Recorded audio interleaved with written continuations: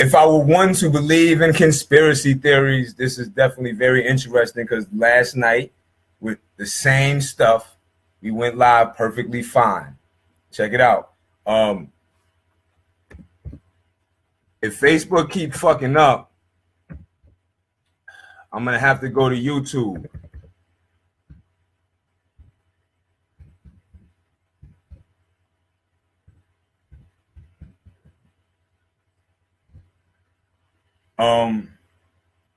Okay, I'm back. So, cesspool. All right, the conscious community is falling apart. Okay. A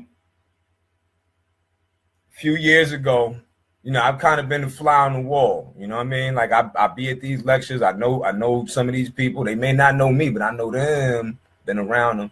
They may not admit to knowing me. They may not cop to knowing me. They might say he looked familiar, but I've been there. Okay. But let's understand something. It's for a good cause. All right. Anyway, moving along. Let's start with this. Boyce Watkins was just outed as being a charlatan. Big ups to the sister that did that. So, the people that was listening to Boyce Watkins, it doesn't mean that the information and the advice is necessarily wrong, but it is never the facts that's the problem. It's what comes with the opinion that comes with the fact. That's what we're going through. These are the problems that we have in the opinion that comes with the fact.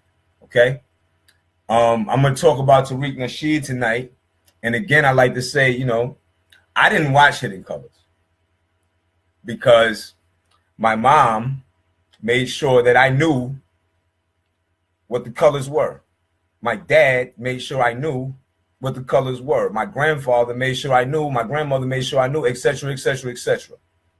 I am Black history, all that good stuff, right? Quote unquote. Okay. So, but this is the thing, okay?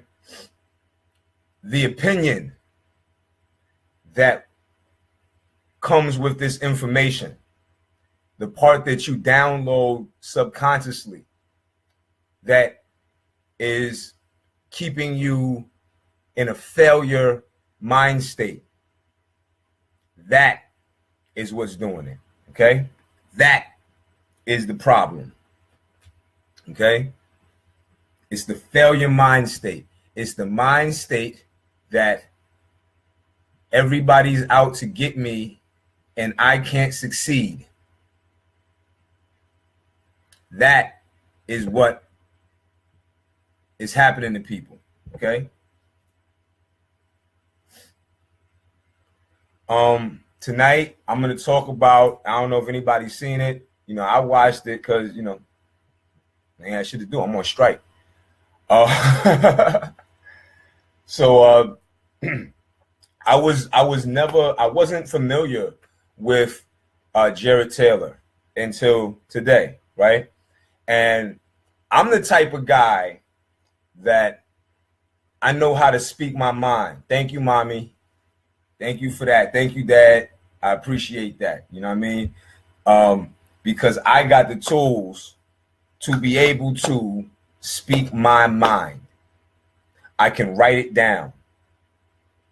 So when I reached out to, I can't remember the name of the show, but when I reached out to the show that Tariq Nasheed was a guest on, where he debated Jared Taylor, I said very clear,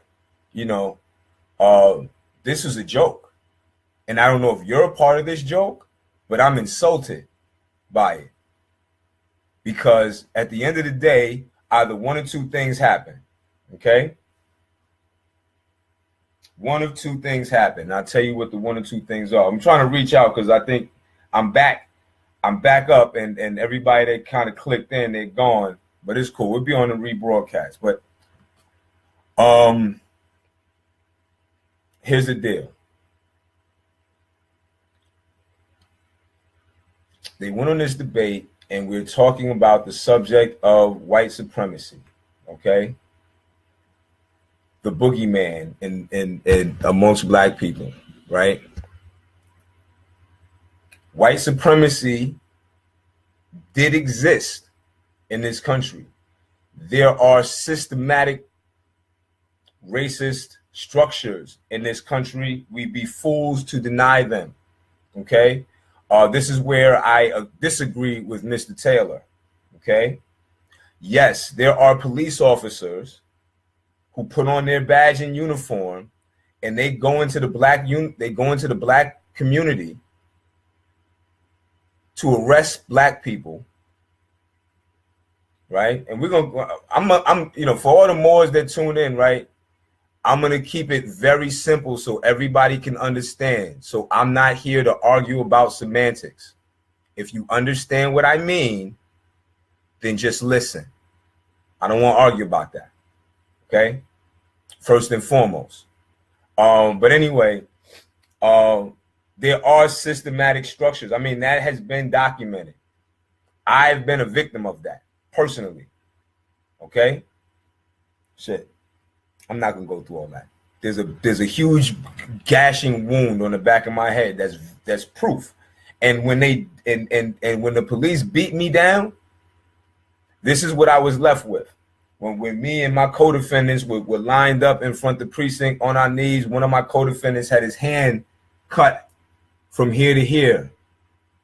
Okay, his thumb was hanging down here from a gun butt. All right, we were both beaten to bloody hell.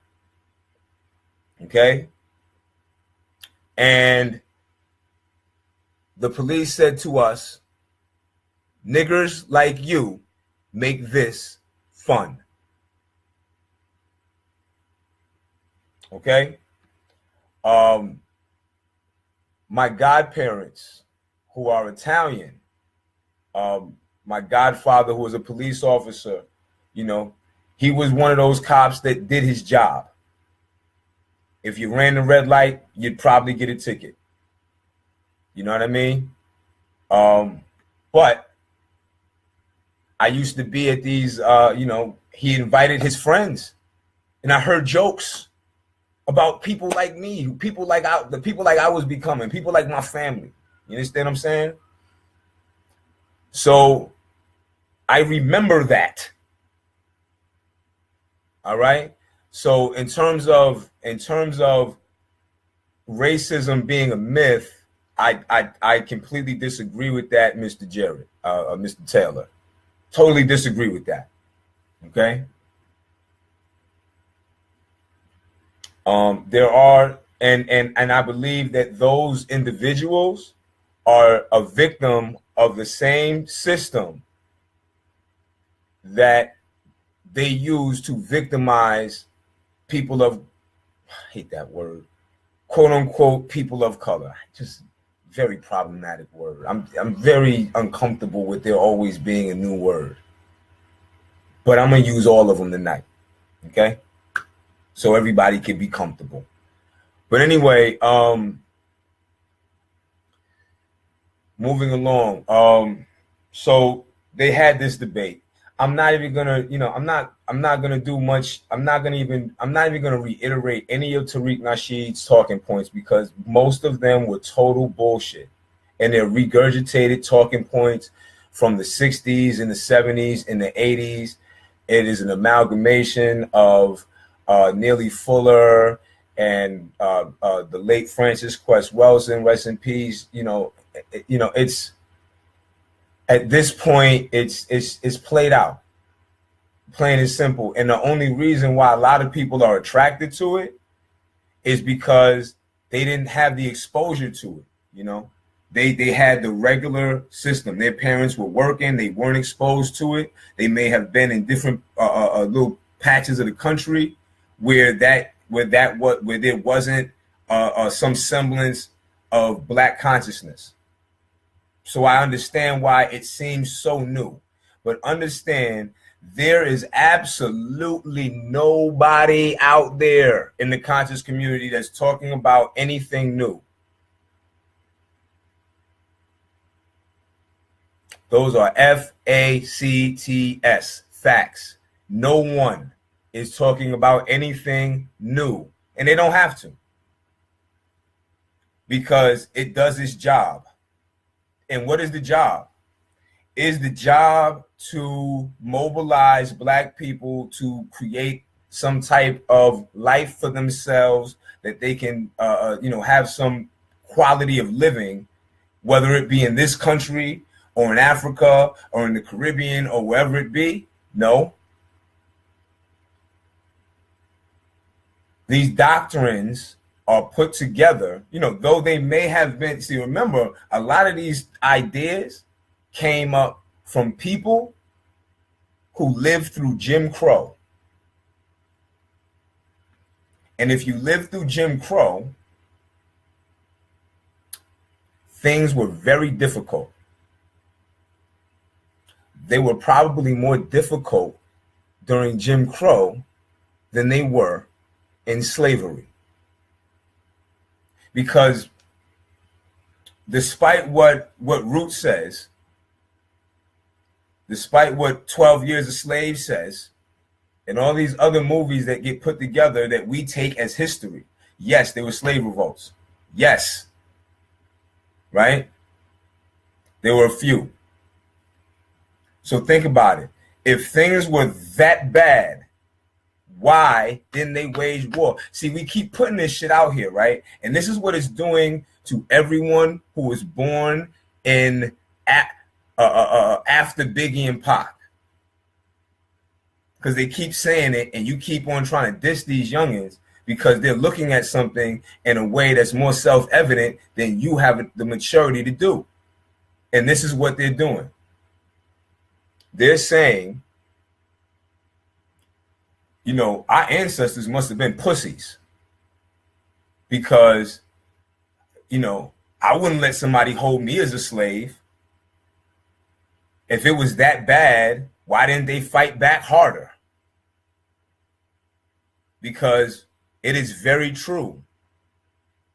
At one point, the North, if all the slaves rebelled in 1850, right, when they outnumbered their owners, right, and the majority of the quote unquote white people did not own slaves and they were poor due to the same system that held the Black people, the Africans and the Aboriginals as slaves, right? Why didn't they fight back? It would be, let me lay down some facts, right? And you could go if you ever find some time and you find yourself in Alexandria, Virginia, there's a museum at the auction place for slaves. I believe it's on Duke Street or King Street, right? In Alexandria, Virginia, old Alexandria. Okay? Which is still racist to this day, Mr. Jared. It's very uncomfortable to be there because people look at you like they don't want you there. And that's the problem. Because, Jared, this is the problem. Despite being told that most Europeans and white people are not racist, everywhere we go, even places that we have to be, you act like we shouldn't be. You act annoyed at our presence. And here's the kicker. You do annoying shit, like have an arrogant attitude and talk down to people who are in most cases as intelligent or in some cases more intelligent than you. You speak in a condescending fashion. Now, I understand, like at first, I kind of got triggered by hearing you speak to Mr. Nasheed in that fashion, but I understood after I watched the whole thing, I understood exactly why, because you were dealing with a clown. And what he accused Jesse Peterson of a couple weeks prior, of running a game to impress white people. Well, shit, he was impressed because he's doing the same thing. Understand that. There's nothing that Tariq Nasheed says that he actually believes. It's game. He's just talking. It's conversation, right? If you live in the DMV area, most of the people that you meet are on the same shit. They'll sit down and talk about the revolution for 45 minutes and shit. Then the police will roll up and they'll run away. I've seen them do it.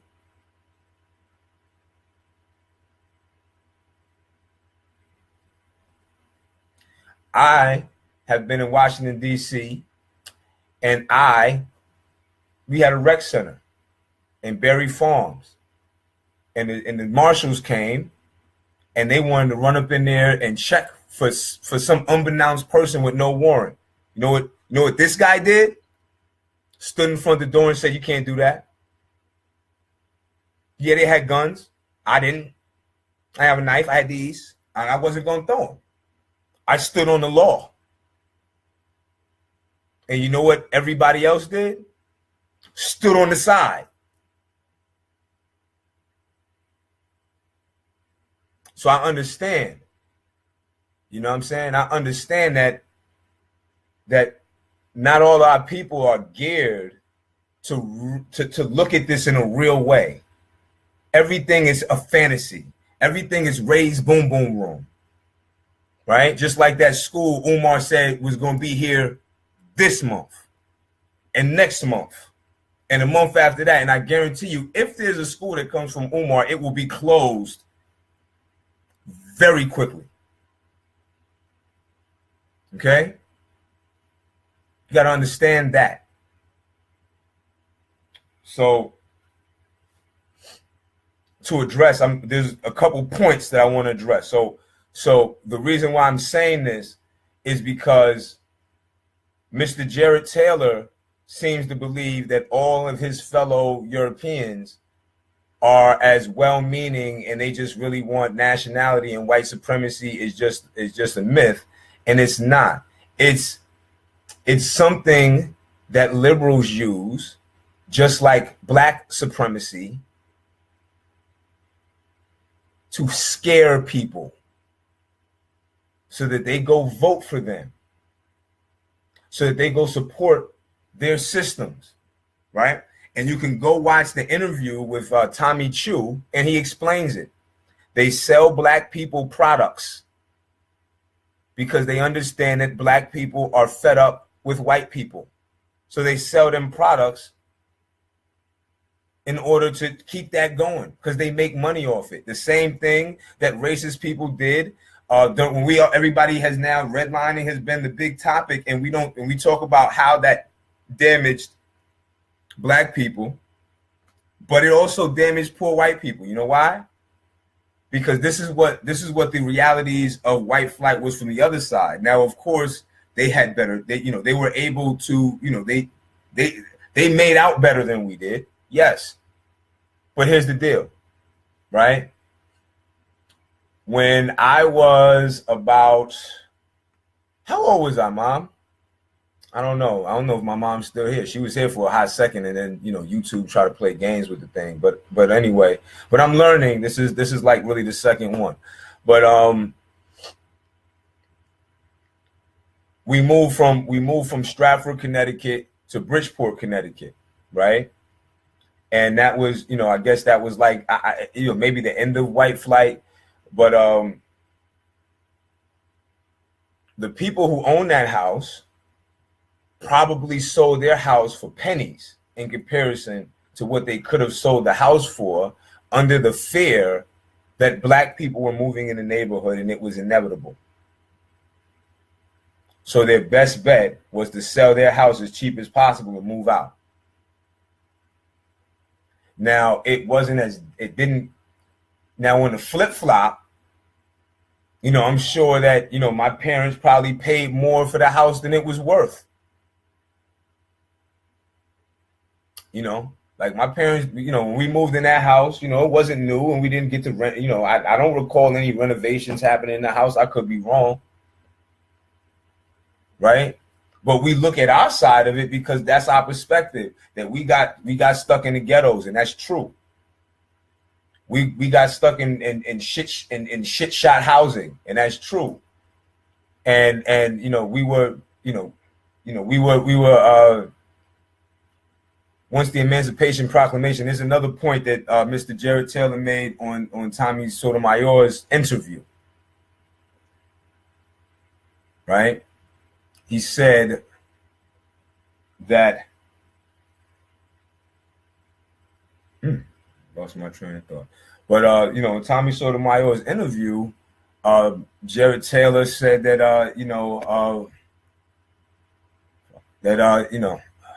I got to go to my notes, man. I smoke weed, man. Sorry, excuse me. You talk about times when we talked about all that.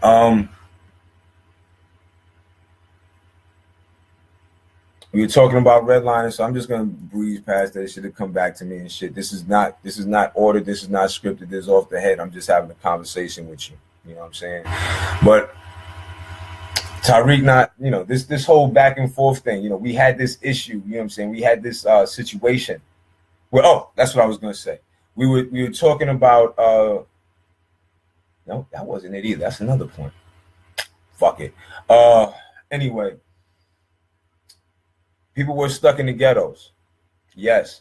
They were given, poor housing. Yes. They were given to it at a higher interest rate. Yes. But who ultimately benefited was not all the white people. And that's why the white people were aggravated, because the same way that they sell us products and understand, a politician is a product of either the RNC or the DNC.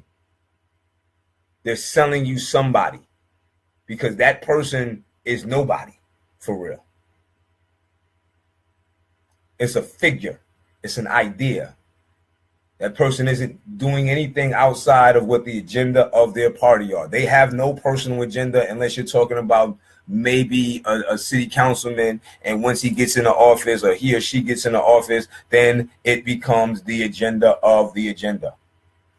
Okay? You're not going to get anything real from a politician. You're not.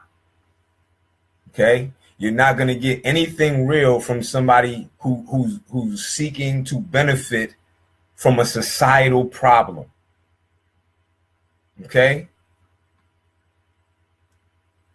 So, Mr. Jared Taylor, I understand. I feel the same way. Listen, man, when I moved to DC, the most refreshing part about DC, and no offense to any of my people, anybody who's European that loves me, and I love them back, you know what I'm saying? Don't feel offended. But it felt good for me not to have to be confronted with wondering if this interaction was, unfavorable for me because of how I looked. That shit was refreshing, and I feel like everybody should get a chance to do that. Everybody should get a chance to have an interaction where for certain that if you had a bad interaction with somebody, it was because of either their personality or your personality. And you were not just looked at as you knew you had a fair shot. So if there was a problem, you had to take it back to the drawing board. And more times than not, when I first moved down here, that's how it felt. Okay.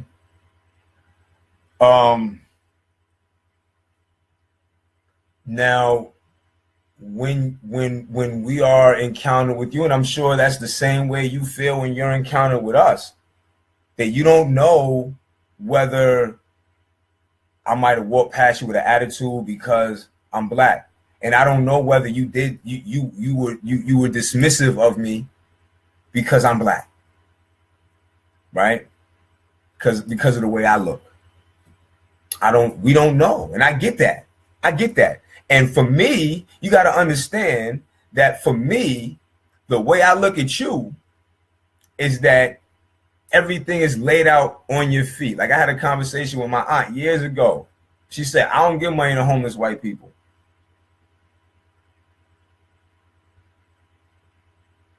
Think about that.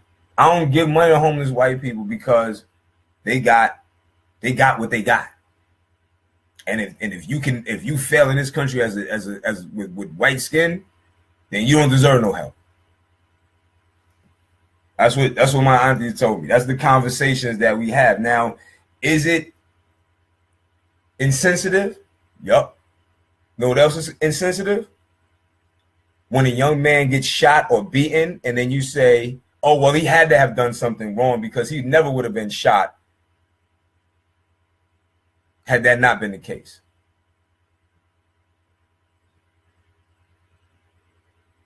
It's bullshit. It's insensitive. So it flows both ways. So I'm sharing something with you, right? Because maybe we need, I agree, maybe we do need our own spaces. But beyond that, like maybe Christians need their own spaces. Maybe Hindus need their own spaces. You know, like how the world was before imperialism, where everyone had their own space, yet they still shared ideas, yet they still shared resources. Perhaps until the people who didn't have as many resources decided, hey, let's figure out how to get everybody's resources. And that's the part about this whole thing, about this conversation, because I'm ignoring, and I wish you would too. Please ignore Tariq Nasheed unless you're trying to get entertained. Do not walk away. Walk away from Tariq Nasheed the same way you would walk out of a comedy show. He's trolling everyone.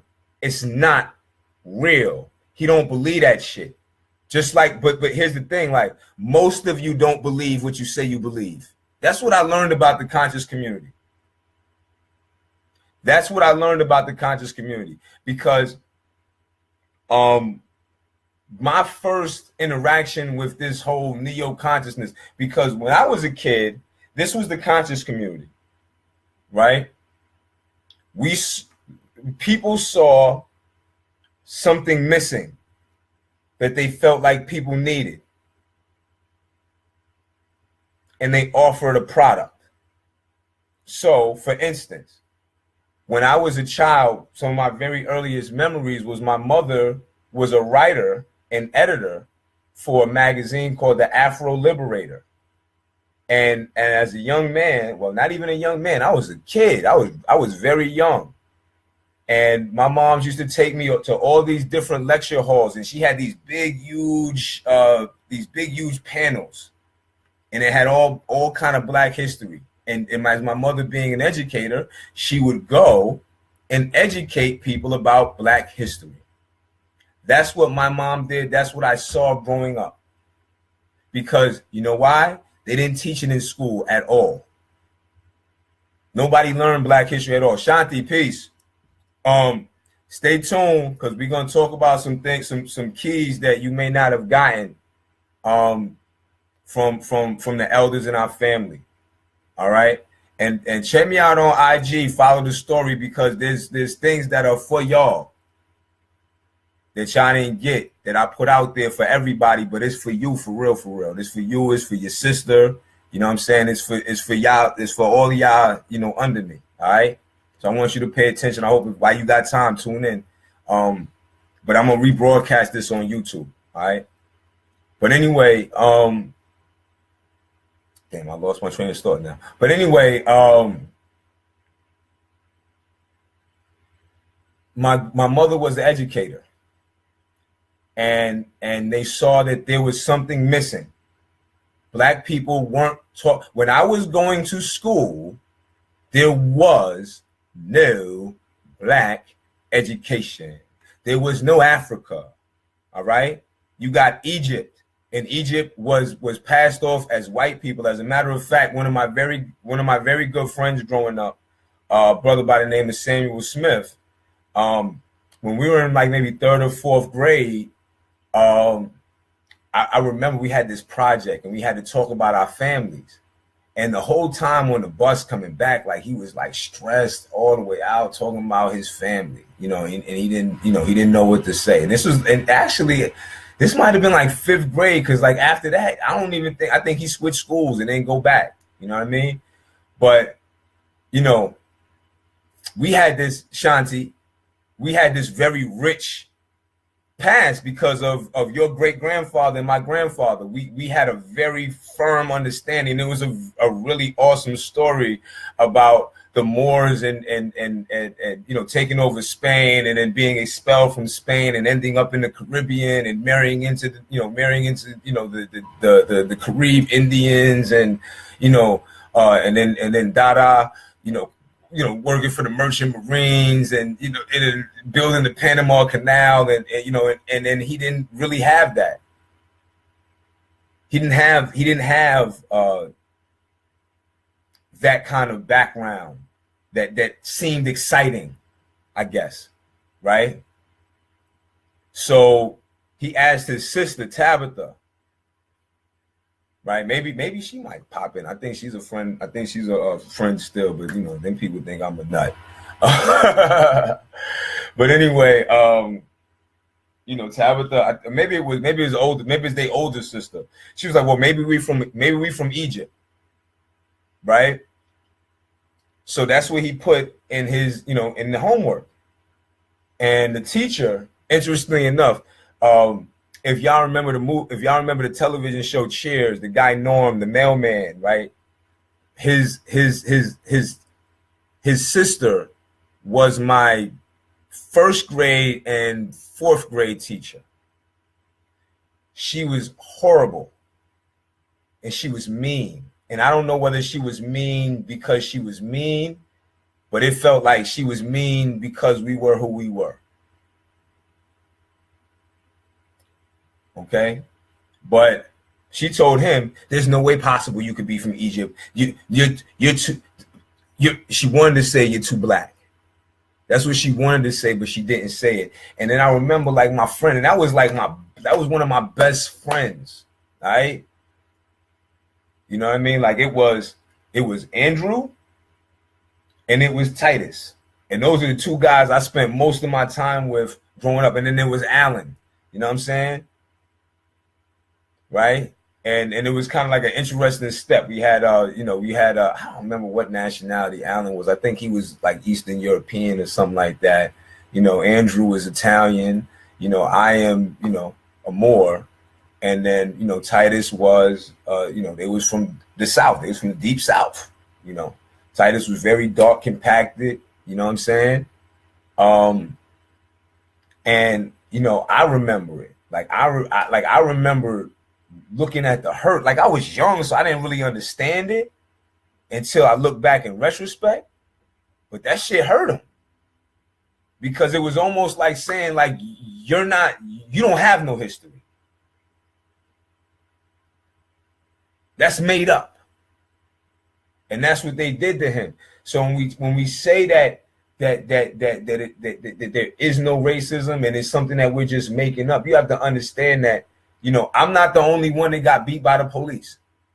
I'm not the only one that got targeted by the police. Like, he wasn't the only one that a teacher snatched away his whole identity from. You know what I'm saying? There's tons of people who had that experience.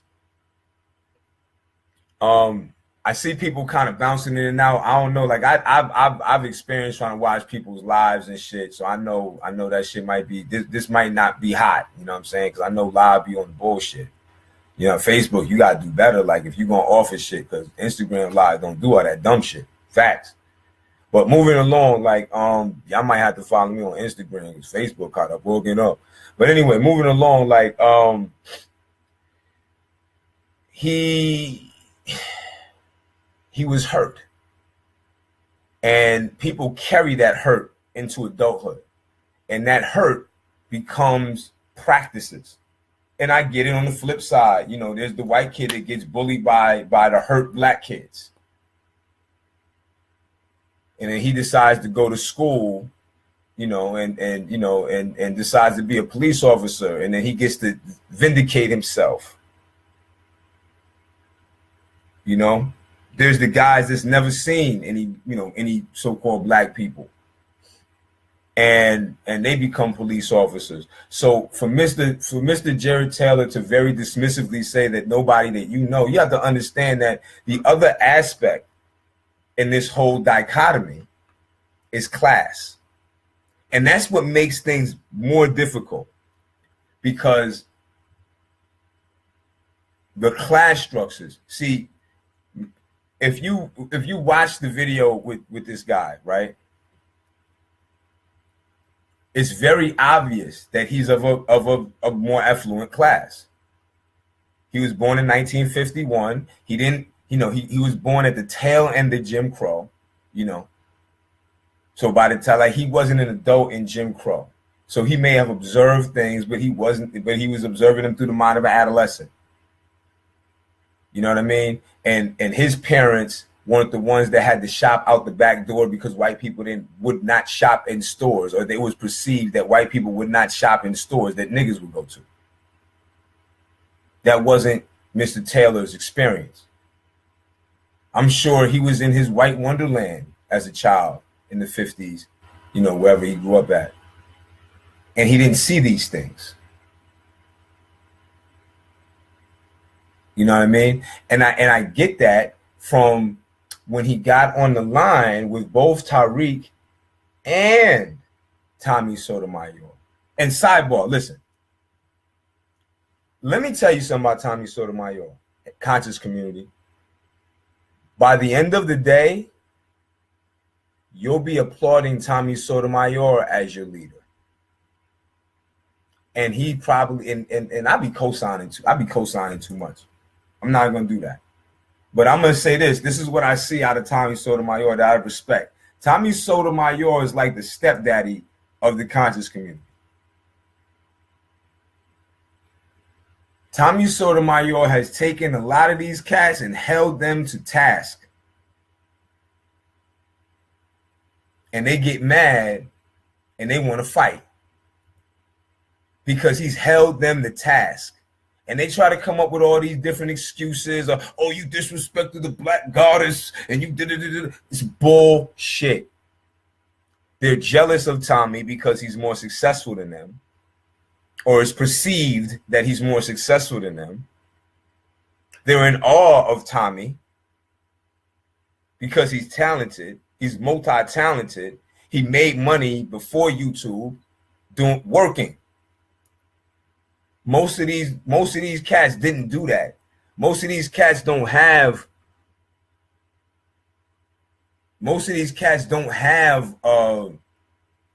the same kind of background. They don't have a special talent that they could do to make money. They don't got that. Me, I got it.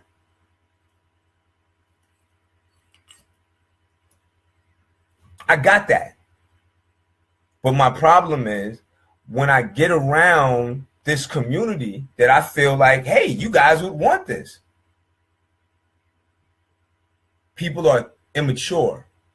And that's going to get to the root of the tutor of the situation, right? People are immature. And because of that immaturity, when they see somebody shining or has the ability to shine, they either try to figure out how they can use them to come up or how to snuff that light out. Take their idea and run with it.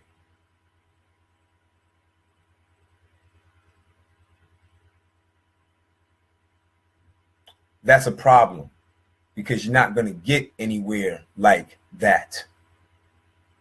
You're not, all the shit that these conscious niggas is running around talking about is raise boom, boom, room as long as of the leadership has that capricious attitude. Peace, man.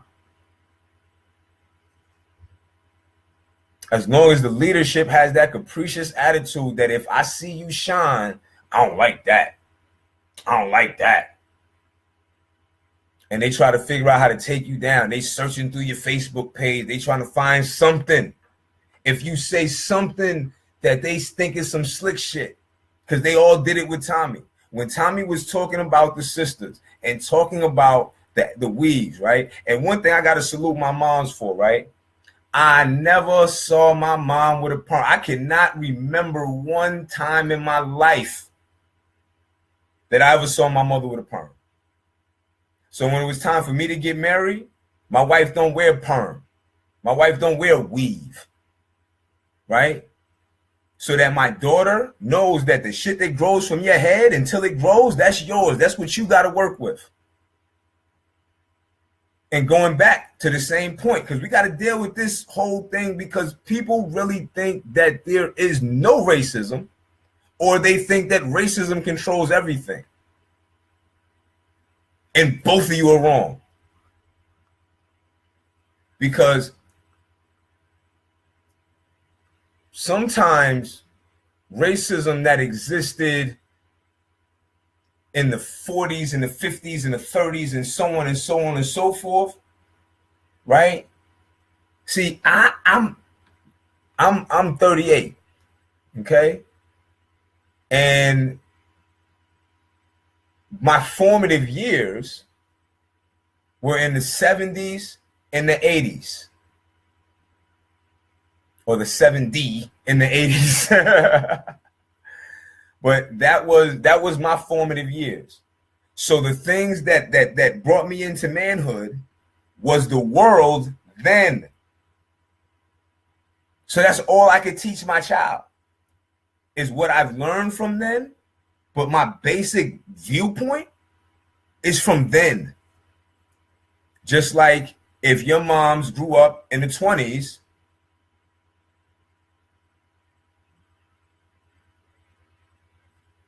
where you could not go anywhere with your nigga hair, or you was really going to get held out, right? So now it's gotten to the point that they raise their children to hate their hair, and they raise their children to hate their hair. So then, and then here's the flip side, right? Then that era that my moms and my aunties and my dad and all, all them little baby boomers, they grew up in that.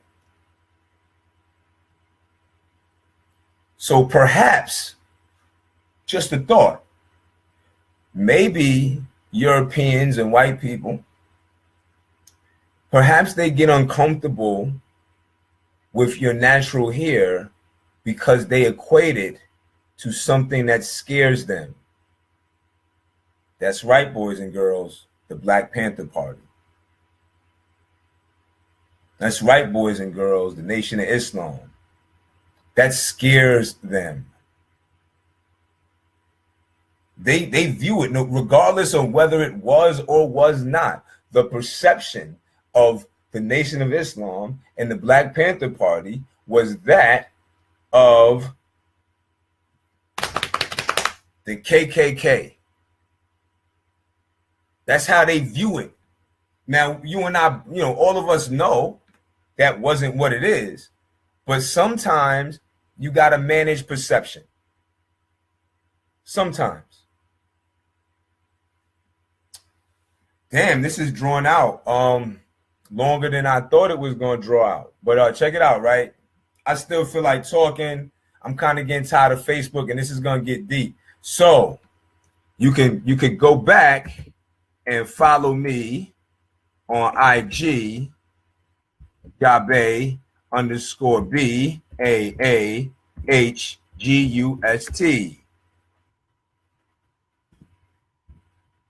I'm going to throw this up. I'm going to wrap up real quick. I'm going to put some facts up real quick, right? Because it's getting long, right? And then it's going to be difficult for me to upload and download and things like that, right? So let me just hit you with a couple facts, right? So you understand. Let me put things in perspective, right? So we talk about slavery because my premise and my point is this, right? Slavery was not the problem. Jim Crow was. That is the premise of what I'm going to say, right? During the height of slavery, one male black slave cost $1,100. more than a horse and a buggy together. That's a car. That means that a person, now, of course, a person should cost more than a car, right? Think about the economy to have slaves. Then they had something called fancy girls, who were women who were dolled up, and they learned how to sew and make dresses. And on top of that, they could breed $1,100 slaves. Because Mr. Taylor was right. They didn't want to work a slave. They called, would you? Because the equivalent of today, let's see, if a nice car was about $20,000, that would mean a slave in today's market would be like BMW money, at least. Okay, so we're talking about like $50,000 to $70,000, maybe $80,000, right? So if you bought a person for $80,000, are you going to send him to do anything that might injure him? No. I'm not going to put that $80,000 person to go fuck with a horse that might kick him and kill him. No. I'm not going to beat that $80,000 person within an inch of their life. No. Okay? That's point one, because we got to wrap this up. Point two, Jared Taylor said that the United States government did not own slaves. False. As a matter of fact, at the close of the Civil War, I don't have the document with me, but anyone in the Washington, D.C. area who wasn't in their feelings after I said y'all suckers, because you are in terms of race relations, y'all are scared of white people and you don't know how to sit at the table and deal with them, and they take advantage of you because they think you're dumb. And you perpetuate it. And the politicians perpetuate it by doing things that are detrimental to their people for money that they go run back and spend on luxury vehicles, luxury houses, luxury clothes, going out.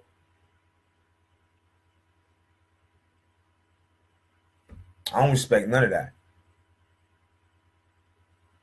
I don't respect you because you got a BMW. I respect you because you're respectable.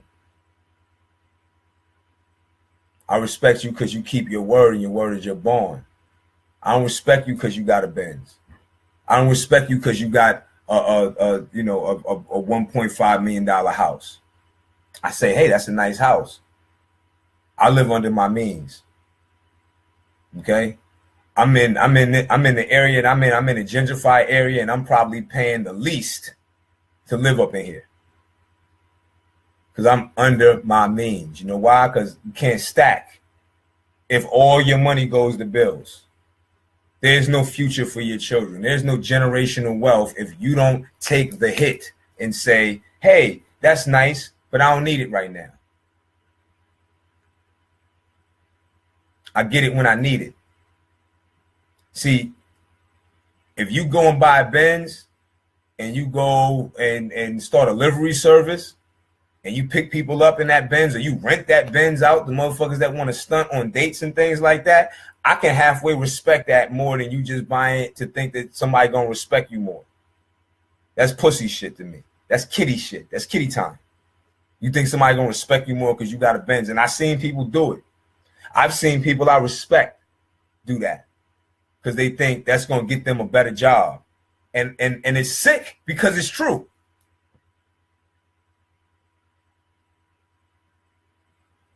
Because that Benz is a passport. It's not because they respect your intelligence. It's the Benz is just like a Bible. And this is what I mean when I say that. This is what I mean when I say the Benz is like the Bible. This is what I mean when I say a Benz is like a Bible. It's a passport. When you drive around in it, it lets all of the people who are trying to actively fuck you over know that you're down with the program. You know why? Because if you live in the hood and you got a Benz, then most of your money is going toward that Benz. Like, no disrespect. But you know how much it costs to get them brakes fixed. You know how much it costs for them tires. You know how much you bring in. Now, if you can afford it,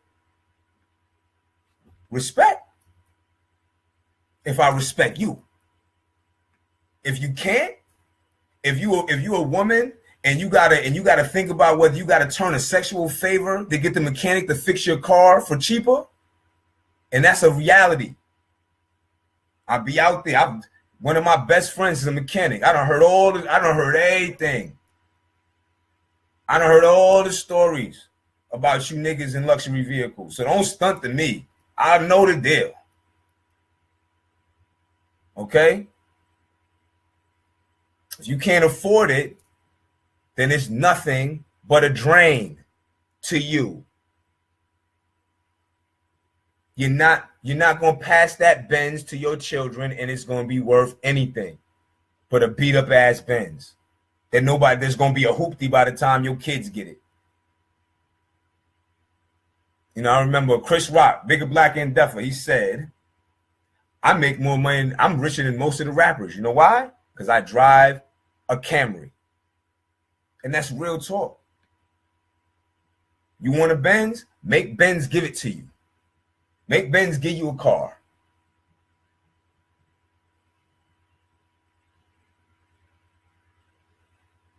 Okay? You want some Gucci? Go to the thrift store. Or make Gucci give you the shit. Because they know that other people will get it because you got it. Marketing. Be a part of that. Get on that wave to get what you need. But don't give your money away for nothing, man. Stop doing it. Stop. Fuck credit. If you poor and you black, credit is cool. But for real, you still need hard cash. Because you know what? If you selling a house for 100 grand and I say, yo, check it out. I got 50 grand cash for you right now. You know what they're going to do? They're going to go, let me get it. Here's the keys. Okay? Credit is cool. But what Biggie said, that credit did it.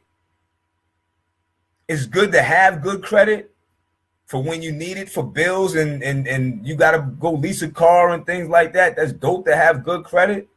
But if you got good credit and no cash, you're still fucked.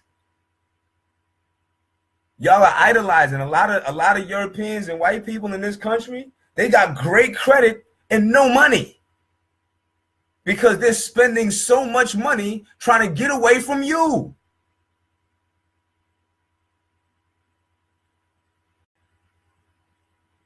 And that's what gentrification is, man. You have a space, right? And now the white people and the Europeans decided, you know what? I'm tired of having to commute. I'm tired of having to commute fucking an hour and 45 minutes, 2 hours to work. So I don't have to live in the inner city, but I work in the inner city. And these niggas, they don't work. They ain't doing shit.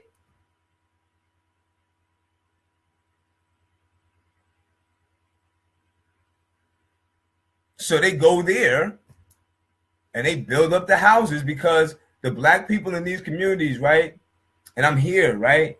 Had houses that they couldn't afford because they thought they was getting something, and they nigger rigged them.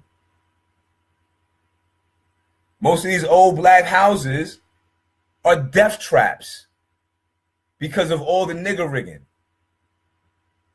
And for all the people that don't know what a nigger rig is, it's when the job costs $100 and you say, look, I got 25. And the guy says, I'll take 25 and I'll give you $25. What, you want me to fix this wall for $25? And then you got a cardboard fucking wall. And they put fucking plaster over cardboard, and that's your wall. And it's all good until the wire heats up.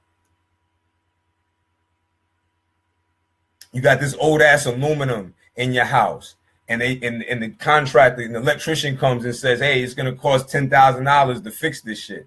And you say, I ain't got $10,000, I only got $1,000. And they say, okay, and then they splice copper to aluminum. That's a fucking fire hazard. Most black people are living in fucking death traps because we don't want to pay nobody, because we're busy spending our money trying to be fucking Shaft, trying to be fucking Beyonce, trying to be fucking Jay-Z. We want to buy Jordans, but then when it's time to fix your car, you got some bullshit aftermarket shit on your car. So your car is worth less than it is as it depreciates. You got some bullshit, bullshit all in your house, man. Patches all in your house, man. You know, no disrespect to my landlord, man, but I can show you shit around the house that is the solid signs of nigger rigging. Nah, my wife would get mad. I ain't gonna do all that. Let me see. See this? See this right here? Nigger rigging. This used to be a porch, and they wanted to fix it. And you go on the inside, it's got siding on the inside of it. I'm cool, because it don't matter to me. Because the quality of air is cool. My kids are happy in here. You know what I'm saying? We was living in an apartment like a lot of people in DC is. Because it's expensive as fuck. You know why?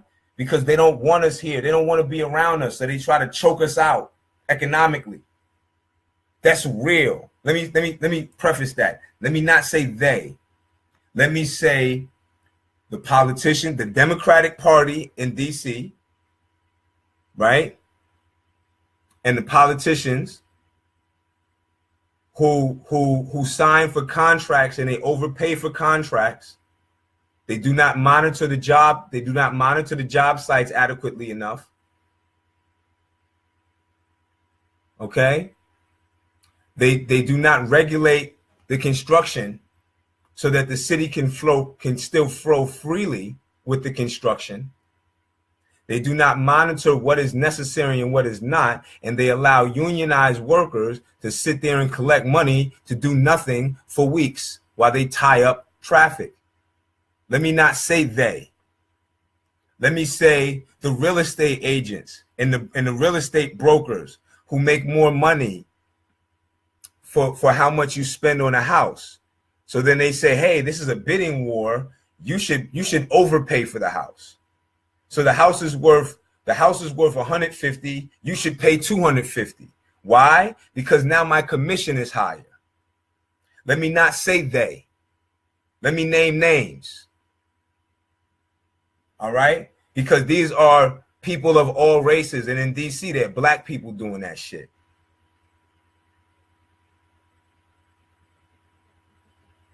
So when Jared Taylor in his discussion says, don't get triggered when he says that black people don't want to stave off fucking gratification for a year to be rich in 3.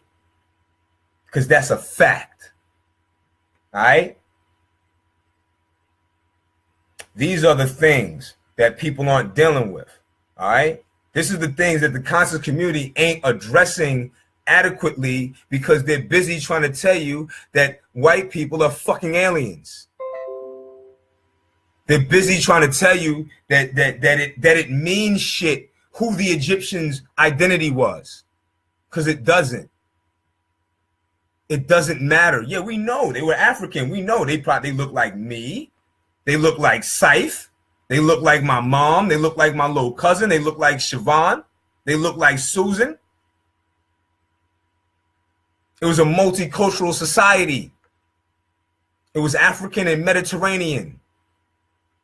Egypt looked like America. Look around. Shit don't change.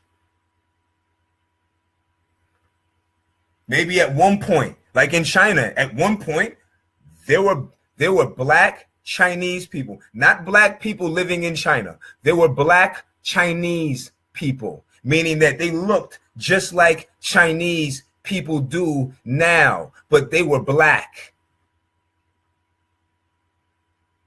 And they were poor. And they worked, right?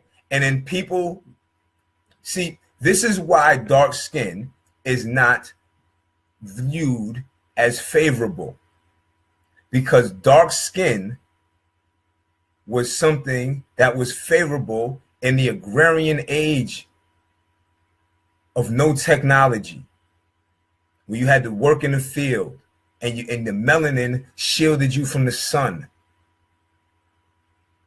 And it's no disrespect to anybody.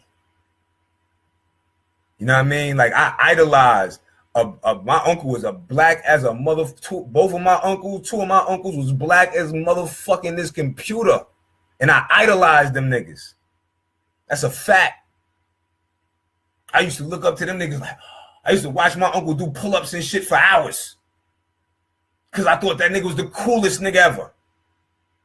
But please don't get it misconstrued, right? Because people viewed like Jared Taylor in his interview said that he's right.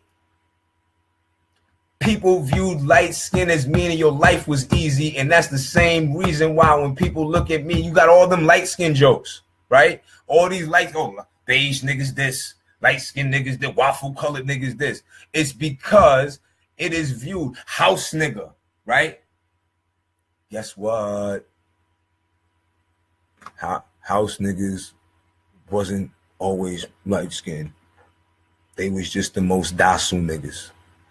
And look around, because a lot of docile niggas today ain't light skinned. Malcolm was light skinned. Huey was light skinned. Want to grow on. I'm far from docile. Okay? Docile niggas was house niggas. Let's stop this dumb shit. Let's grow up a little bit. All right? Because we not growing, man. And that's why we don't got shit. Because we ain't growing. We don't grow here first. Here. Y'all niggas love to buy into and buy bullshit instead of buying the quality shit.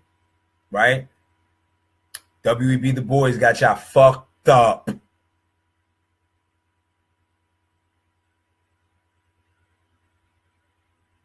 Shall I expound? W.E.B. Du Bois said when everybody else in the country was farming and building up industry, don't do that. Go to school. We need a talented 10th. Now we got the talented 10th, right? Barack Obama is a talented 10th, right? Let me explain something to you for real. Like, I have nothing in common with Barack Obama. As a matter of fact, if I made a Venn diagram, I have more things in common with Donald Trump than I do Barack Obama. And so do you.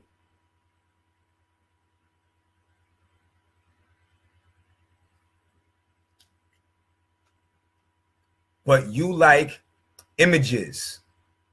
So they keep on selling you dreams.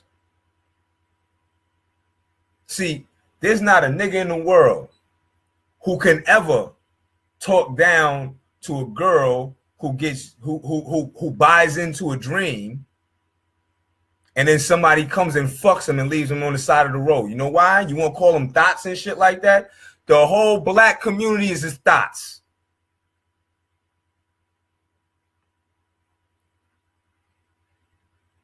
All you niggas is thoughts. You political thoughts, you economic thoughts, You financial thoughts. Niggas just sell you a dream and then leave you on the side of the road looking stupid with a dirty mouth and wet drawers. Then you get mad. And that's what the madness is. Right? And you know, I don't gotta even do a whole lot, right? Look, check it out.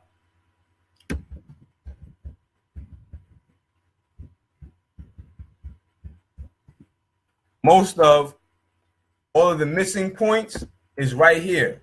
Go on YouTube, look it up. Is racism bullshit? There's several parts.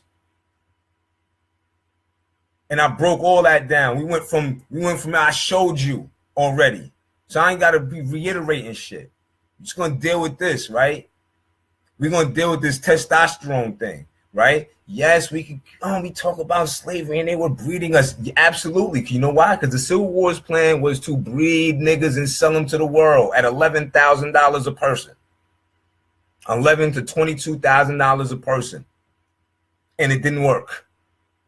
And at the close of the war, them niggas was mad. They was upset. And the more upset they got, they felt like, damn, and they took it out on us.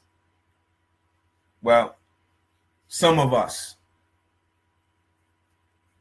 Okay? We're going to speak about America. Took it out on some of us. The amount of black people who own slaves, because understand this, right? Keep on saying the Indians own slaves and that's why niggas is Indians. No, black Indians own slaves. The idea that we're all supposed to get along and agree at the same time and make the same movements because we're united by the fucking will of Allah and Hotep masters and fucking Jehudi and fucking Heru is bullshit. Stupid. Tell me what it got you. Tell me what it got everybody. Because if you get a quick hit, you hit the number. Niggas hit the number every day, B.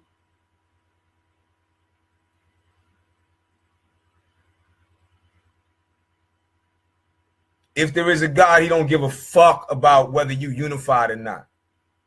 Because that don't help him. Maybe if everybody was unified, that'd be one thing, right? Quickly, we're going to talk about the concept of separation, right? Mr. Jared Taylor, you want to live in a world that's separated. Let me make a real point, right? Because you talked about the beige man in Time magazine. I remember that, right? The beige man, that everybody in the world by 2002 is going to look like my son. Gonna look like my nigga Beecher Taylor. Look him up, Beecher Comedy. Right? That's how we envision the whole world, right? And I'm gonna tell you why you may want to have a few generations of children that look like Fu Manchu. Because if you went out into the world and you isolated yourself, because that's never happened in the history of man. Has there ever been a place where all people were isolated? Never, never, ever. There was never a place where they were all black people. And there's never been a place on earth where they were all Caucasians. Never. Didn't happen. Didn't happen. And this is what would happen. Would have happened, right? You would start being diseased from inbreeding. For example, what happened in the breeding farms in California? Why did they have to shut the breeding farms down? Because the dogs were ill. They were ill because you can only breed with the same thing over and over and over, but so much before you have to bring in other blood. That's what the blue bloods and the royals families have done. You have to bring in fresh genetics into a gene pool in order to keep the gene pool strengthened. Now, if you don't break it down scientifically to dumb people, because smart people are responsible for the shit they say to dumb people. So if you're not clear and concise and dumb people don't get it, see, you have to be clear and tell the truth. And if a dumb motherfucker don't get it, then you know what they have to do? Smarten the fuck up. But if you try to give it, fuck all that baby food shit. Because it's not. Knowledge is not like fucking food all the time. Sometimes you just tell the fucking truth. You have to. Why Caribbean motherfuckers is strong? Because they got everybody's DNA.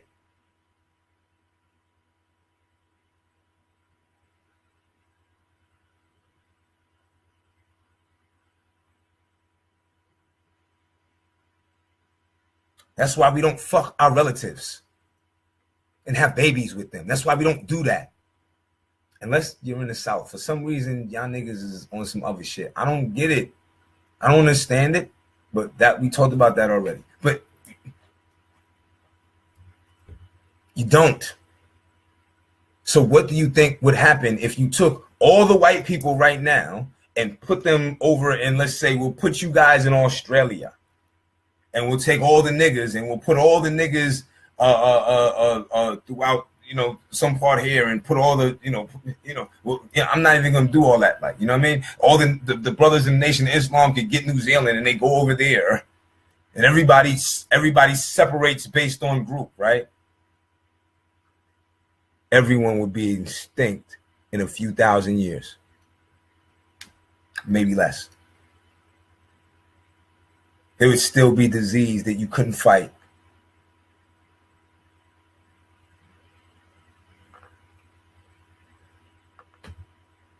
This is what it is. Now, getting back to that, right? Let me let you understand something, right? And talk about this as racism bullshit, right? Thomas Jefferson, he wanted to mix the gene pool.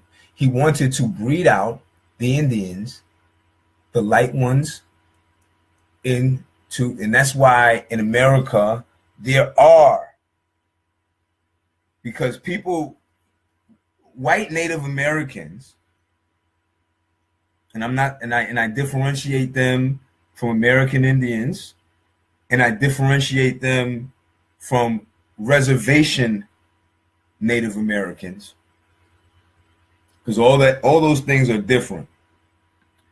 The plan of the colonies was to create something autonomous from Europe after a while. And the Aboriginal people were either bred into white people or bred into the black people. So if you are of the stock that did not come over on a boat, like my grandmother, that is your genetic history. Our language differentiates from that of Europe. Why?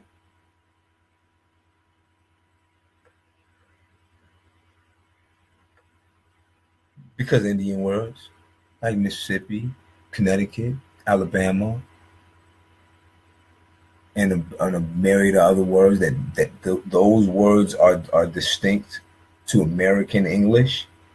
The way that we pronounce words that differs because it's a combination of Dutch, Native American, Dutch, tribal American Indian, Aboriginal American languages, African tongues,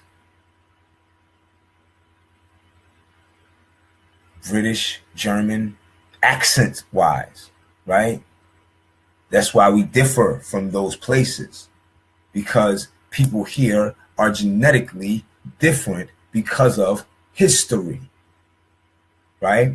And then when you are an immigrant and you come here and mix with people and mingle with people, you become part of the what? Melting pot. Fuck you think that means, man?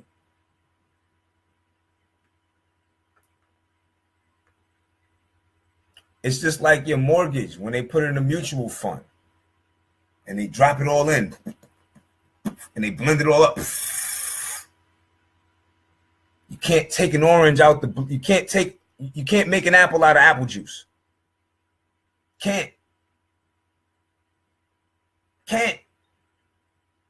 So still, if you took all the white people, all the white Americans right now and put them off in the same place, there's a likelihood that they would still produce Fu Manchus and motherfucking Hectors and shit like that.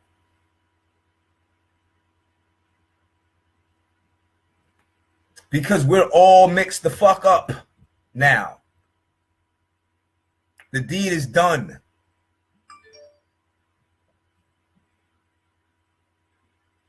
You know what I'm saying? The deed is done now. So yeah, one or two things we gotta we can separate. I don't give a fuck. Like, I don't mind it. You know what I mean? I don't mind working, but guess what? Check it out, right? Broke this arm, then went to the doctor. Broke this foot. This foot, broke it. Broke this foot, broke it. I ain't go to the doctor. I fixed it myself.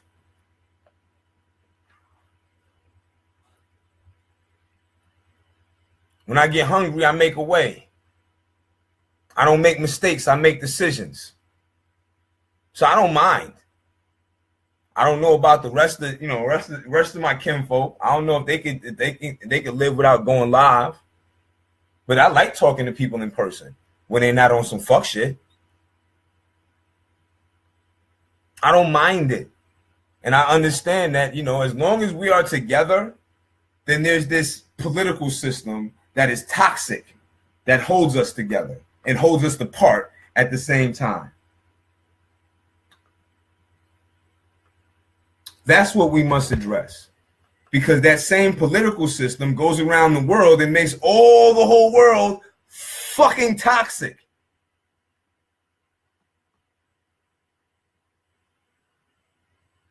That's the issue. It ain't white people. It's the government that happens to be run by some greedy fuckhead white people. And niggas too. And there's some Mexicans and Mexicans sprinkled in there too. And they don't give a fuck. And they think you're dumb. And they figure, see, understand something, right? At the close of the Civil War, black people were promised certain things, places, positions in government that they had been elected to, a place in a democracy, because they respected it. Some black people were happy to be a part of this shit once they saw it working. They were happy to be a part of it. I'm not going to say all of them, because shit, we understand. Then Mark Vesey said, fuck that shit. So did John Brown. So did Bacon. Said, fuck that shit. So, I get it that not everybody, but please believe, motherfuckers was in awe of this bullshit ass system, because it was like no other. And understand that it was based on Aboriginal American government. So those who had that in their blood will gravitate toward it, because that's just the way blood works for some reason. You know what I mean? Like, I suck at fucking, but let me shit. Anybody could tell you, if you fucking start reaching out to motherfuckers on my Facebook page that know me from Connecticut, they'll tell you, Jaja sucks at, that nigga's tall for no reason. But the first time that my son, my father, by the time my son came, my father was y'all know. That didn't rub off on me. I acted like my grandfather. I like to paint and fight. Now my son, he loves basketball. I don't even get it. I don't even understand it. But my son loves basketball. So you know what? I don't even like sports like that. But as long as my son loves it, then I love it too. You know what I mean? Because I want him to be able to follow my lead. But in order for me to do that, I got to show him that I give a fuck about him. And that's what I mean about leadership. Had a conversation with this Fruit of Islam brother, and I said, you know, I heard this whole man one-on-one thing, and you know, minister, you know, the minister speaking, telling brothers that they need to be taking care of their whole household and taking care of their wives, and that shit is a beautiful concept that will never happen in America in 2018. It will leave you. I mean, I don't know what the you know what I mean what the MGT is on, because you know maybe there's sisters in the MGT that are content with that. You know what I mean? Like my wife was at home for a while, and then she couldn't deal with it, and I couldn't deal with her being at home because she really didn't. She wanted to spend money too much for me to be able to take care of her in this world as who I am. So I say, hey, you're gonna have to learn how to contribute. You gonna have to go out and contribute. You know what I mean? Just how it worked. So I know that to my ego, felt great. Was it conducive? Did my kids love it? Yeah. But you know, I'd rather teach my children how to adapt. That's just me. But when I look at that and I say, Minister Farrakhan is telling these brothers to say, you know, and I understand this, man. Like, you know, I studied 120. You know what I mean? I respect, one of the greatest things I respect is that, you know, Minister Farrakhan, along with you know, Clarence 13X, kept those lessons alive because, you know, they helped me. You know, were some of the concepts hurtful, and you know, did they, you know, could be to certain people. Did it seem racist? No, because you know, it wasn't like white people were biting at the chops to become members of the Nation of Islam, and those that did, it wasn't a problem for them. Now, do I understand the pathology of somebody, a white person going to the Nation of Islam? Nah, but I still understand the pathology of a black person going into a church being told that, you know, with images of a black devil, black demons, and a white God. So I don't look at the two things as different. Okay. And there's way more black people in Christianity than there is white people in the Nation of Islam. I'm just saying. So, you know, when I look at these things, you know, things are different, man. You know, we get to an hour and a half point, so we're gonna wind down. Let me make sure I hit these points, man. Yay! Let's talk about my jewelry business, right? I forgot a major key. I want you guys to look up Rural Electric if you get an opportunity, right? As we wind it down, right? And I want you to understand something as we get into this, right? Perfect segue, right?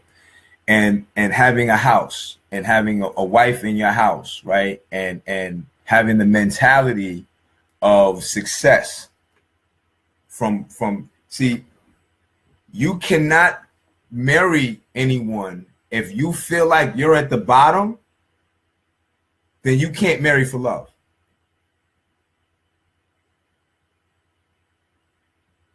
If black people are at the bottom, you can't marry for love. Everything has to be calculated. When I was out hustling, I couldn't fuck around and play because I'd be dead. Okay? Now I was out doing what I did, couldn't fuck around and play because I'd be dead. Okay? Just like you can't marry for love. You're supposed to be a gold digger, ma. If you're poor, you're supposed to be a gold digger. If you're rich, you're supposed to be a gold digger. The only people who have they do but they don't have a little bit of level is upper middle class people, right? Because they can marry for love for a couple generations, then they'll be poor. I am an example of that, right? My mom's married for love. And that shit ain't work out. And then financially shit went right. You know what I mean? And that's just real shit. Fuck love. Oh yeah, shout out, you know what I'm saying, the boss chick Rain and shit. We hopefully if we get this together and shit, because I don't be 100% trusting people word, but somebody said they're gonna do something, I go off of their word and shit. I hope she do. She don't really know me. I admire her work or whatever, but she's supposed to come on Valentine's Day and we're gonna chop it up. But you can't marry for love.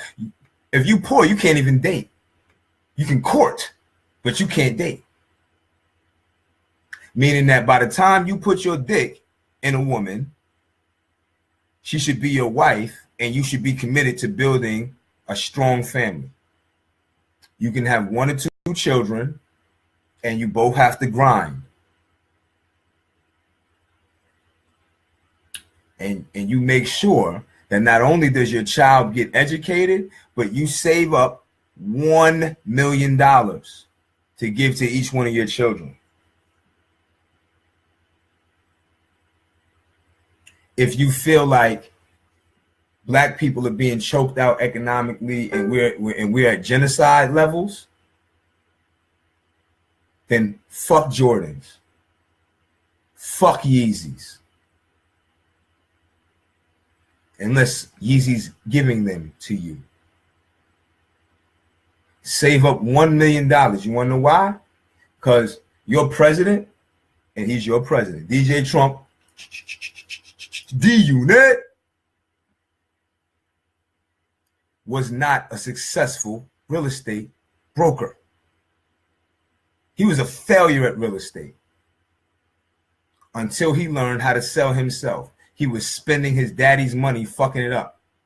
And he went bankrupt a couple times, fucking up his daddy's money. And he didn't start making his own money and his own fortune until after he sold you on the idea he was successful using $1 million.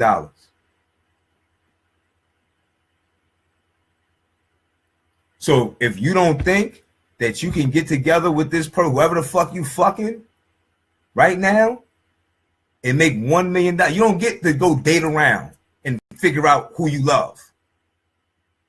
What that means is that you deal with what you got and you understand what the drives are of that person, right? So, honey, right? Let me break some science down to you, right? If you feel like the white man is choking you out financially, right? My brother, homeboy, if you feel like the white man is choking you out financially, then you get with a woman, right?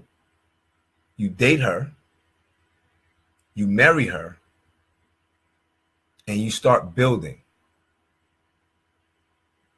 You have a child, and you don't go on dates.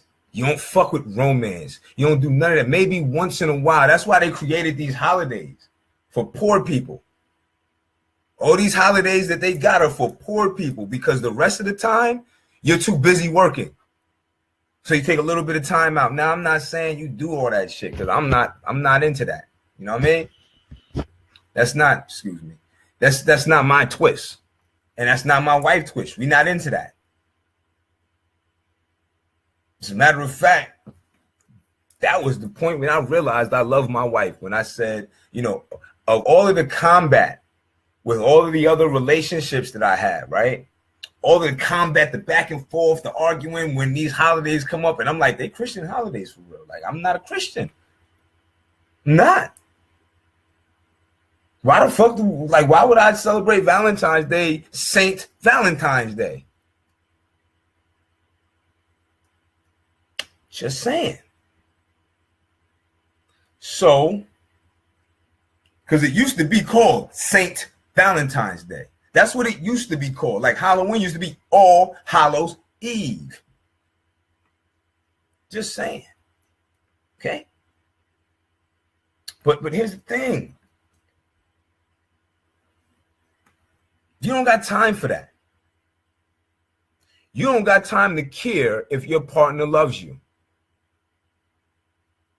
As long as your partner is doing whatever you laid out, I want to get fucked. I want to get fucked 3 times a week for the duration of our marriage, unless somebody physically cannot. And you lay that out, right?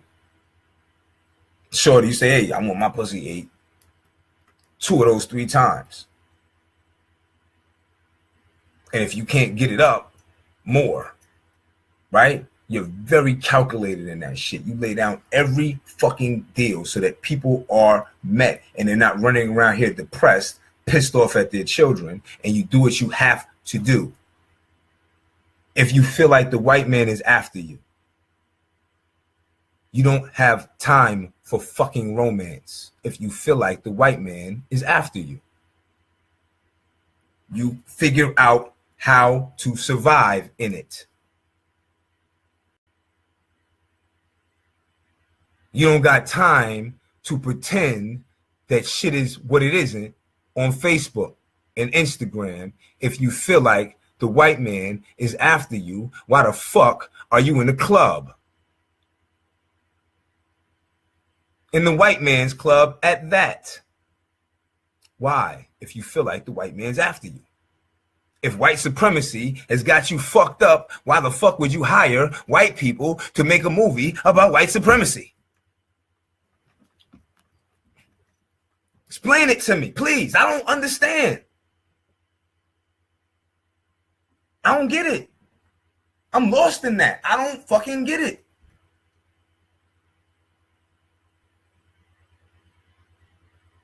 If the white man is after you, fuck you macking for? If the white man is after you,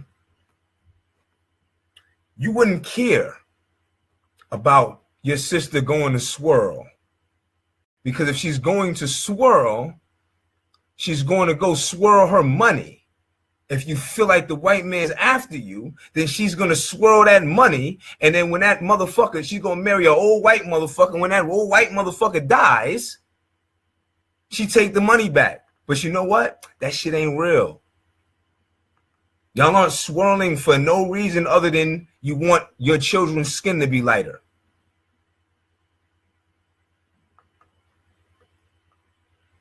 Because if you think the white man's after you, fuck love. Love is a luxury of the free. And if you feel like you're not free, fuck love. Love your people. If you feel like the white man's after you.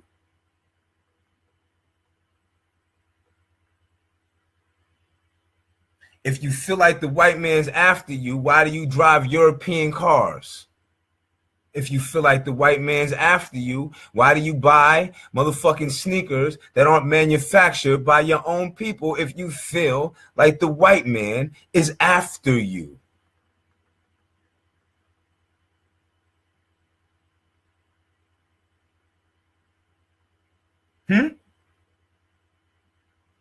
I'm just saying. I'm really trying to figure this out. I really want to know, like, what's up?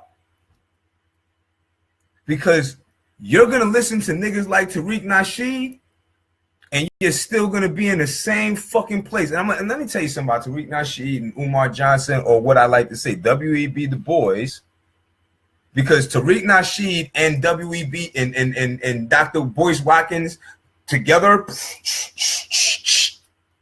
formed W.E.B. Du Bois.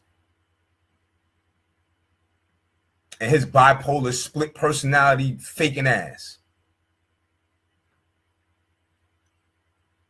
He was a nice writer, but he was a fuck nigga. That's a fact.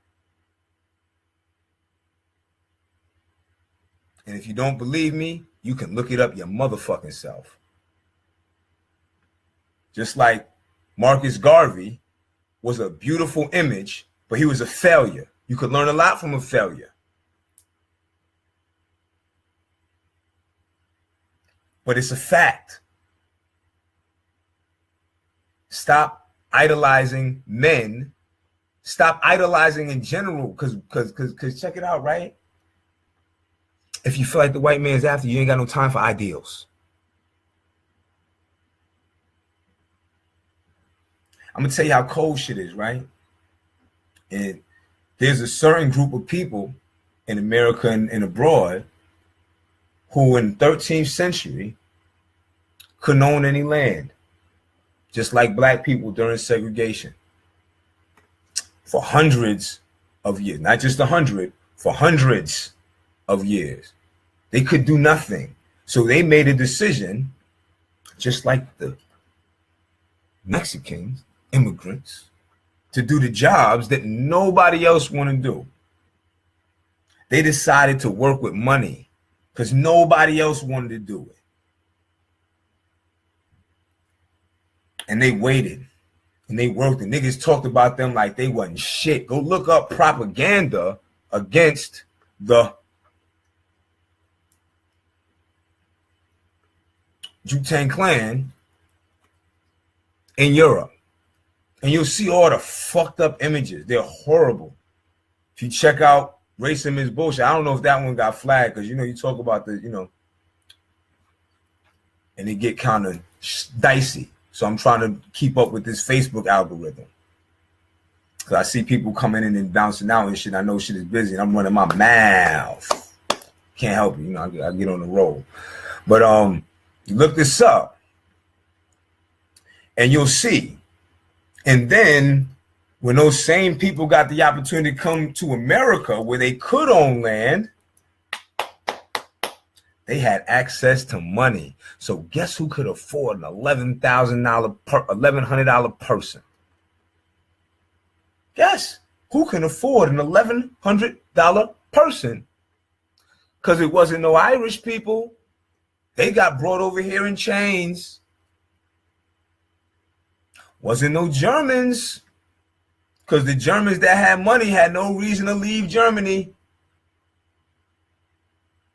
Wasn't no British.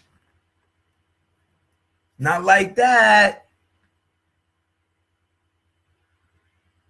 Who owned them big plantations and them big old breeding farms? Who was the Confederate plan cruxed on to breed slaves from Missouri and down in Louisiana and Florida and all that shit? Who was that cruxed upon? Who was paying for that? Guess. But they were so cold, right? Because they made their money. And when they was done making their money, they made so much that they said, and then they were mistreated too. They were able to say, we fucked up. We feel bad. I feel bad about what my great grandparents did. So I'm going to help these black folks get free. So then by mid Civil War, that community were against slavery. So when you talk about cousin fighting cousin, that's who they were. Those were the cousins. The ones in New York were literally cousins with the ones in the South. Well, no Irish motherfuckers. Might have been some Germans. But them people were by and large fucking poor. Definitely one of the Quakers. They weren't down there. So which cousins was fighting who cousins? You tell me. Start thinking, man. Pay attention. Because it's cold and you should pay attention to it. I'm going to tell you why, right? Because then they done made their money already. And when other groups started getting ready to come in, they said, fuck that shit. Game over. Let's help these black people. And then they get to put all the motherfucking shame on y'all.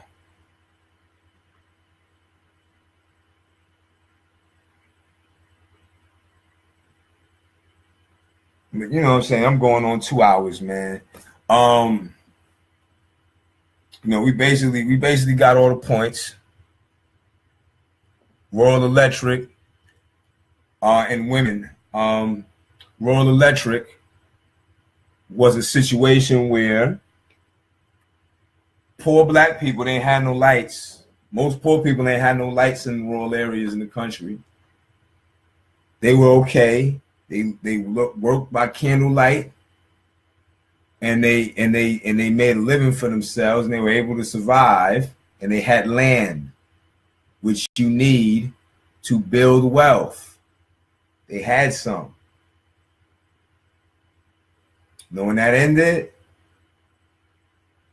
when those housewives went to work in white people's homes, and they saw all the nice things they had, and they come home and say, I want those nice things too. And they sold their farms to get them.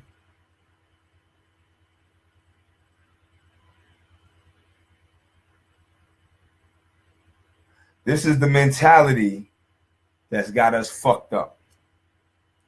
This is the mentality that got us fucked all the way up.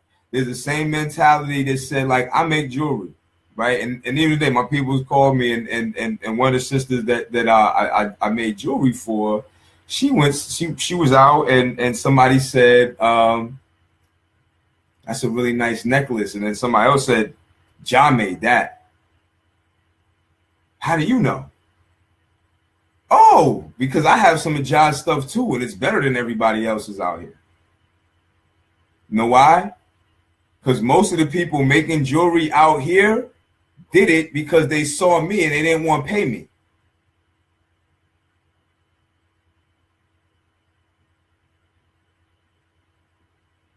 They did it because they wanted to buy jewelry from me, and they decided that my shit was too expensive, but it wasn't too expensive to buy Gucci.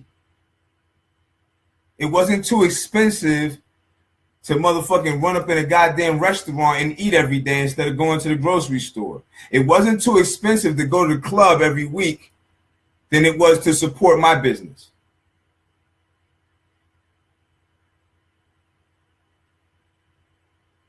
So then they started lurking around like the motherfuckers from Willy Wonka and shit.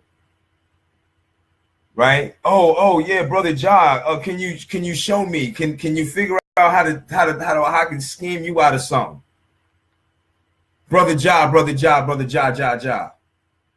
Can I have? And I did. I gave niggas shit for free. I traded, I bartered with niggas. Cause it's nothing. I'm a creator. So it's nothing. I did that in 10 minutes.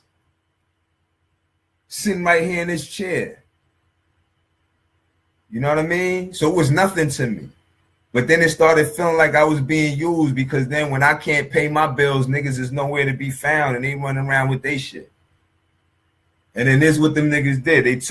They took my shit.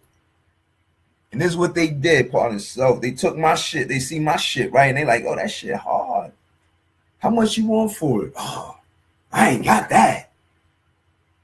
So then what they do, they beg, and then they get it.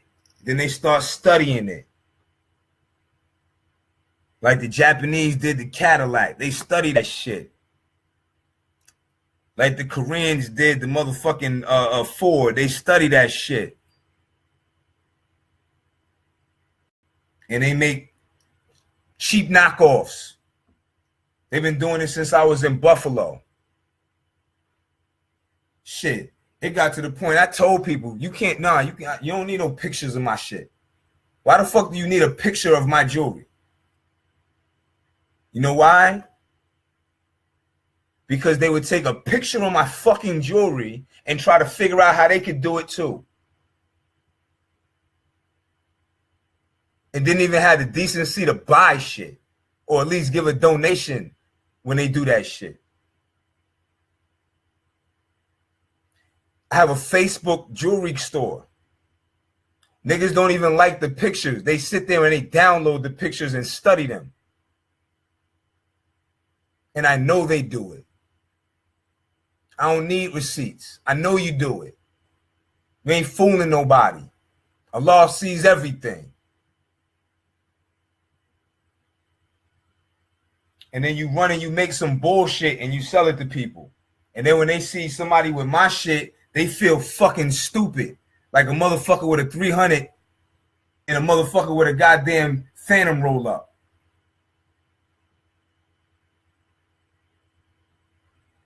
And yo, let me tell you a story.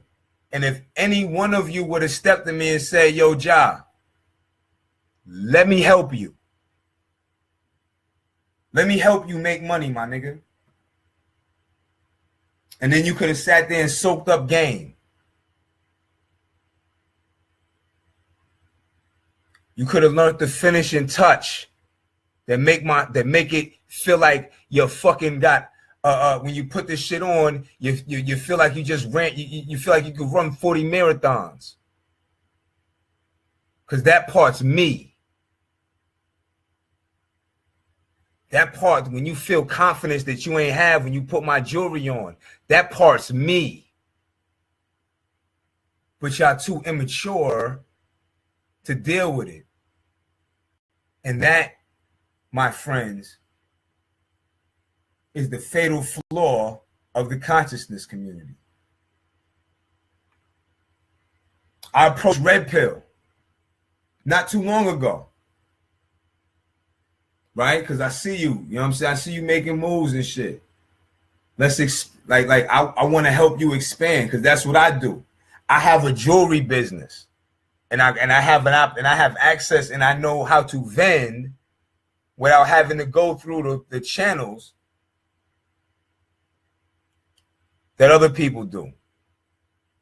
Let's build. What's good? Oh yeah, brother. Yeah. Send me an email, brother.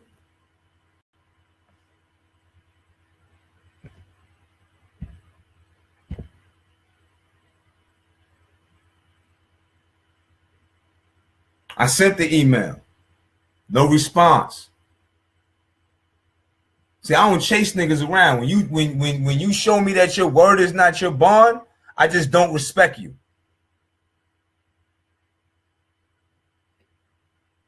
One of my brothers, Zakor, had a fucking club in DC.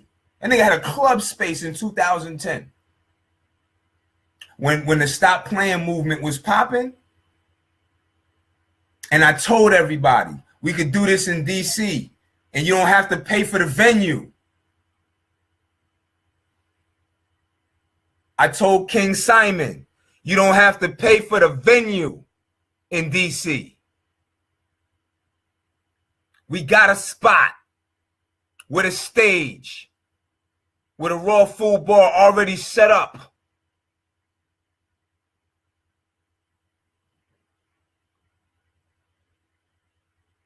Did Stop Playing ever make it to DC? No. I went to Brother Polite. Yo, I see you got this restaurant popping because you're on TV talking about pardon yourself. That wasn't at that time. You're on Blog Talk Radio talking about how successful your vegan restaurant was, right? And how you about building in the community, right? And I came to you. That's why when you saw me at Kepra's and you said, did we ever meet before? And I said, yeah, that's where we met, nigga. That's where we met at, nigga. When you was fronting. when you was talking a good game that you wasn't trying to live because you never believed what you say you believed in. Nigga, you're a fraud. Like the rest of the motherfuckers I named. Fraudulent. Facebook friend or not, you don't like shit, nigga, fuck you. You're not my friend, nigga. You just a nigga out in the street for me. Another immature nigga that I gotta avoid for real. For me, to me. You a fake, nigga. And that's why the conscious community is falling down, just like London Bridge. Because it's no different than the America that it says it's a counterculture of. All you niggas is fake. All you niggas is full of shit. Everyone that I met has been full of total shit. And these niggas just in awe of you because they ain't never seen nothing like you before.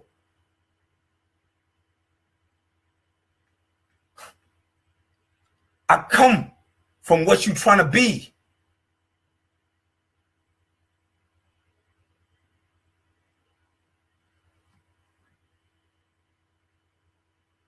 I come from niggas that got the heart to kill a cop.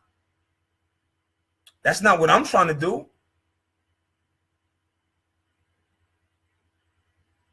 But it's in my blood. How about you? Or are you just talking because it sounds good on YouTube? Sound like Melanin Sutek apologizing when stepdaddy Tommy checks you for your fuckityness. That's why the rest of you niggas avoid her. Avoid that nigga. Pawn self, excuse me. Avoid Tommy. Because y'all fans. You marketing. Any nigga that's sitting down marketing to give you a revolution is fraudulent. I don't want to bring you a revolution. I want to bring you a product. Sit, it's my product. If you buy it, you buy it. You don't. This is for entertainment. This is for educational purposes. I don't care whether you want to follow me or not. Because I don't care who you get the information from. I would like that you not do the dumb shit and wait till one of these dumb niggas go listen to the shit, act like they never heard it, and then go regurgitate it. And then you go, why you ignored me? I hope you don't do that. Because that just hurts my feelings. I'm a Leo. I'm sensitive like that.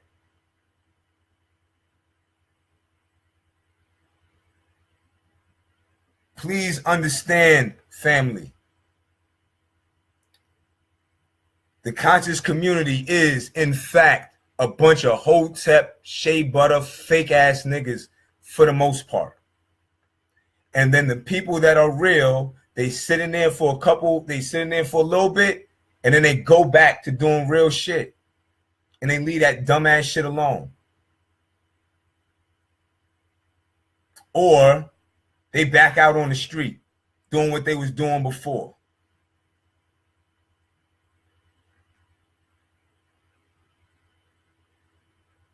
That is what the conscious community is. It's Ray's boom boom room. You take shit that is valuable, that can help you, and you twist it into some dumb shit.